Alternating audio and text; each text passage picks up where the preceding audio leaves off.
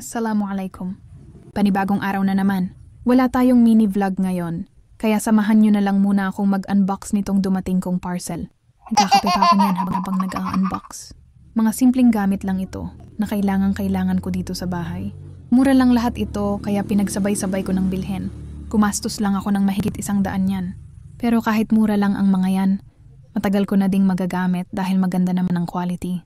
Kung naghahanap din kayo ng mga yan, ilalagay ko na lang sa comment section ang link ng bawat isang product na yan. Ilalagay ko na din pati ang link ng mismong shop sa Orange app. O diba nakapag-promote pa ako?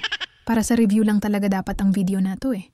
Kaya lang naisip ko maayos naman pagkaka-video ko kaya bakit hindi ko na lang i-upload, diba?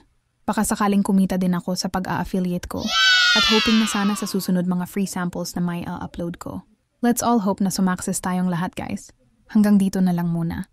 Salamat sa panunood. Assalamualaikum.